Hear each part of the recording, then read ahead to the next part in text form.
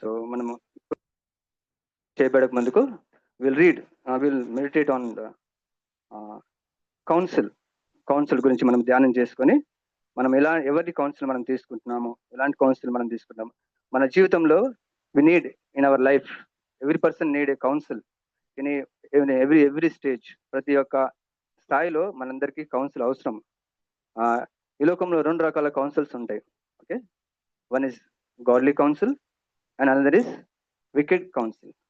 So wicked council గురించి మనం చూసినట్టయితే ఈ మధ్య కాలంలో మనము చాలా వింటూ ఉన్నాం కదా.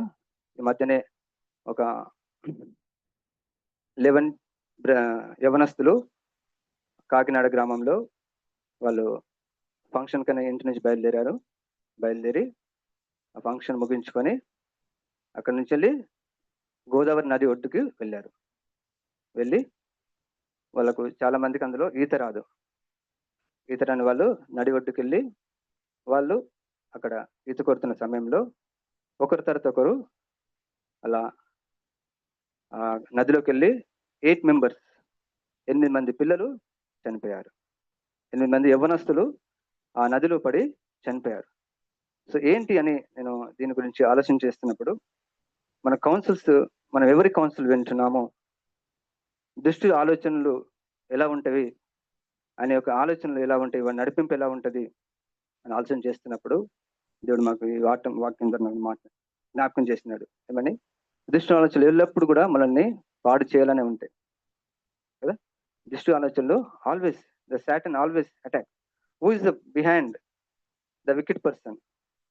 ఆ యొక్క దుష్టుని యొక్క ఆలోచనల వెనుక ఎవరున్నారు అని చూసినట్టయితే నన్ అదర్ దెన్ సాతానే వారిని నడిపించేది. అవి ఏం చేస్తే మనల్ని చెడు మార్గం నడిపిస్తాయి. ఏంటి ఆ చెడు మార్గాలు?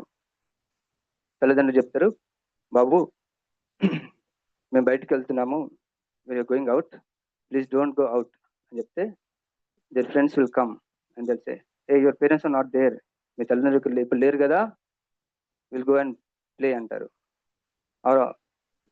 మీ తల్లిదండ్రులు ఎప్పుడు రాత్రి వస్తారు కదా, మనకు చాలా సమయం ఉంది కదా, will go for watch a movie అని చెప్పి తీసుకెళ్తారు. లేదంటే will have something else, will have fun అని చెప్పి వెళ్తా ఉంటారు. వీళ్ళకి ఎవరు కౌన్సిల్ చేస్తున్నారు? ఎవరు కౌన్సిల్ చేస్తున్నారంటే ద సాటన్. వై? ఎందుకు వాళ్ళని అలా కౌన్సిల్ చేస్తున్నారంటే because he want to destroy, మనల్ని నాశనం చేయాలని చేస్తూ ఉంటాడు. సో సాతాను ఏం చెప్తాడు? నీకు ఎవరైనా హాని చేస్తే ఏమంటాడు? పగ తీర్చుకోవడానికి రెడీగా ఉందంటాడు. ద వికెడ్ పర్సన్ ఏం చేస్తాడు? If anybody hurts him, he will make sure that he will take revenge. మన యవనస్తులు కూడా మనకు ఇలాంటి యవనస్తుని చూస్తూ ఉంటాం, కనపడుతూ ఉంటారు. So whose voice are we listening? అదే కాకుండా ఇంకా చూసినట్లయితే వారు ఏం చెప్తారంటే, ఎవరు చూడట్లేదు కదా, దొంగతనం చేద్దాంపా అంటారు. ఎందుకు? వారి వెనకాల దొంగతనం చేయడం వల్ల ఏమవుతుంది? మన పాపంలో పడిపోతాం. వాడికి కావాల్సింది అదే. వాడు పోతూ మనని కూడా ఆ నరకానికి తీసుకెళ్ళాలి, ఆ నరక మార్గంలో తీసుకెళ్ళాలి, ఆ చెడు మార్గంలో తీసుకెళ్ళాలి అని ఎన్నో ప్రయత్నాలు చేస్తూ ఉంటాడు. అయితే మనము అంతేకాకుండా కొంతమంది హత్య చేస్తూ ఉంటారు. ఎవరో వారి యొక్క పగ తీర్చుకోవడం కొరకు వారిని ప్రేరేపించి హత్యకు ప్రేరేపిస్తారు. సో అలాంటి టైంలో నువ్వు ఎవరి వాయిస్ వింటున్నావు? స్వార్థం, నాకే కావాలి, నేనే పొందుకోవాలి అనే స్వార్థం ఎవరి నుంచి వస్తుంది? సాతాను నుంచే, వికెడ్ పర్సన్ నుంచి వస్తుంది. మన ప్రభు అయితే if you have something give others, those who need. అవసరం ఉన్న వారికి సాయం చేయమని చెప్తాడు. కానీ సాతాను ఏమంటాడు? అన్ని నాకే కావాలని చేస్తాడు. తర్వాత క్షమించలేకుండా మనల్ని చేస్తాడు. ఇతరులను క్షమించలేని మార్గంలో తీసుకెళ్తాడు. రక్షింపబడిన నేను వల్ల నీ పొరుగు అని ప్రేమించమని చెప్తా ఉంటాడు. కానీ సాతాను ఏమంటాడు? నిన్ను ప్రేమించుకో, నీ పొరుగు అని ద్వేషించమని చెప్తా ఉంటాడు. సో ఎవరి కౌన్సిల్ మనం వింటూ ఉన్నాం? టూ కైండ్ ఆఫ్ కౌన్సిల్ కదా. One is godly council, one is Satan council. Satan always drags us to eternal hell. నిత్య నరకానికి వాని ఆలోచన, వాళ్ళ తలంపులు ఉంటాయి. అయితే దేవుని మార్గంలో దేవుని కౌన్సిల్స్ ఎలా ఉంటాయంటే మనల్ని నిత్యత్వంలోకి నడిపించేదిగా ఉంటాయి, పగవారిని ప్రేమించేవారిగా ఉంటుంది. తర్వాత అదే విధంగా చూసినట్లయితే తల్లిదండ్రుల మాట వినమని దేవుని వాక్యం చెప్తా ఉన్నది.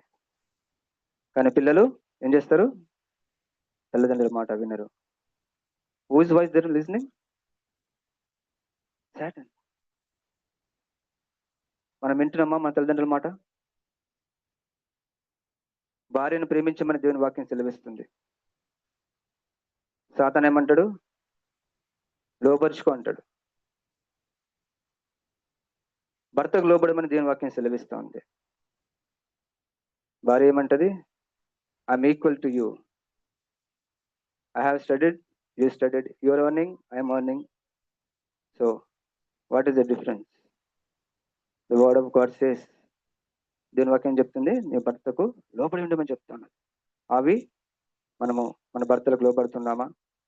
Only one area, when your husband says to sin, నీ భర్త నిన్ను పాపంలో చేయమంటే తప్ప, ఆ విషయం తప్ప మనము భర్తలకు లోబడి జీవించవలసిన వారిగా ఉంటున్నాం.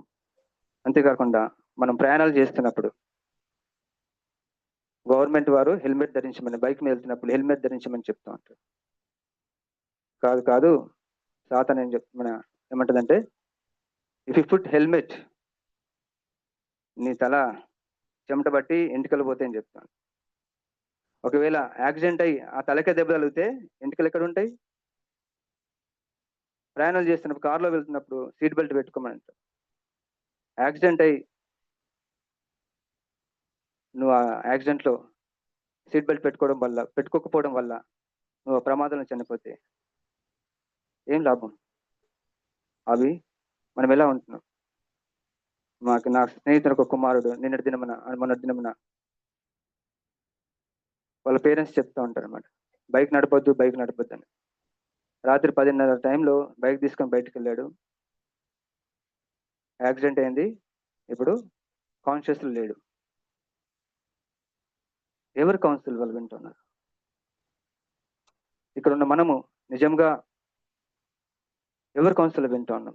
దేవుని చెప్పే మాటలు వింటున్నామా, లేక దుష్టుడు చెప్పే ఆలోచన చెప్పు నడుస్తూ మరలా మన ఇష్టానుసారంగా వారమంతా బ్రతికి ఆదివారంన మనము నీతిమంతులుగా కనబడుతూ వలలో చేవేస్తున్నామా?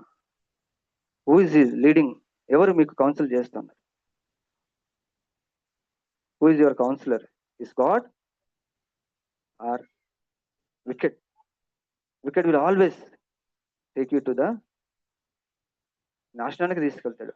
దుష్టులు ఎల్లప్పుడూ మన నాశనానికి తీసుకెళ్తారు. కాబట్టి బలలో చేయించిన నువ్వు నేను మనందరము మన పరీక్ష చేసుకోవాలి. ఏంటి ప్రభు, నేను నిజంగా ఎవరి స్వరం వింటున్నా? సాతాను చెప్పే స్వరాలు వింటూ మళ్ళా పడిపోతూ మరి బలలో చేవేస్తున్నానా, లేక నీ స్వరం విని మీరు చెప్పే ఆలోచనలను వింటూ మరి నా జీవితాన్ని సరి చేసుకుంటున్నా? ఆల్వేస్ టు ప్రతిసారి మనం పరీక్ష చేసుకోవాలి. లేకపోతే ఏమవుతుంది? మనము మోసం చేసుకొని at the end of the time will lose many things. కొంతమందికి ఆ గోదావరి నదిలో చనిపోయిన పిల్లలు తల్లిదండ్రులకు ఒక సేవకుని కుమారులు ఇద్దరు ఆరాధన నడిపిస్తున్నారంట, చక్కగా పాటలు పాడుతున్నారంట. కానీ ఇద్దరు కుమారులు ఈ దినమున లేరు. ఒకవేళ వాళ్ళు తన స్నేహితులు ఆ ఫంక్షన్ అయిపోయిన తర్వాత గోదావరి నదికి వెళ్దాము అని చెప్పినప్పుడు వాళ్ళు కనుక వాళ్ళ ఫాదర్ కనుక ఫోన్ చేసి అడుగుంటే he would have said no. They lost their lives. ఒకవేళ నీకు ఎవరైనా సలహాలు ఇస్తున్నప్పుడు దేవుని వాక్యం చెప్తుంది కదా, దేవుడు జతపరిచిన వారిని మనుషులు వేచిపరచకూడదని దేవుని వాక్యం తెలుస్తుంది. కానీ ఈ రోజుల్లో తల్లిదండ్రులు ఏం చేస్తున్నారు తెలుసా అండి? ఫర్ హస్బెండ్ ఇస్ మిస్బిహేవియర్, నీ భర్త నీతో మిస్బిహేవ్ చేస్తున్నాడా, వచ్చి తల్లి నేను చూసుకుంటా అంట.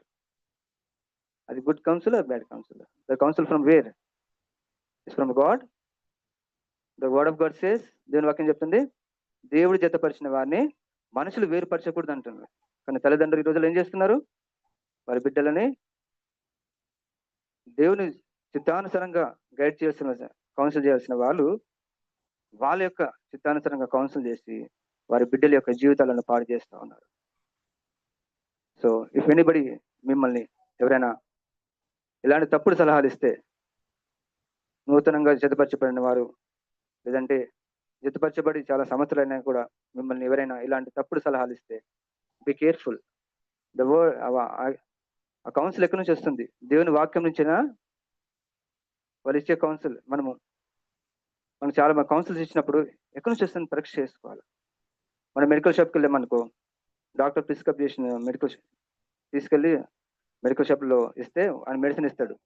ఇచ్చేటప్పుడు చూసుకుంటామా, ఆయన ఇచ్చినట్టు తీసుకుని వేసుకుంటామా? విల్ చెక్ ఇజ్ ఇట్, ఆయన ఇచ్చింది కరెక్టా కాదని చెక్ చేసుకుంటాం.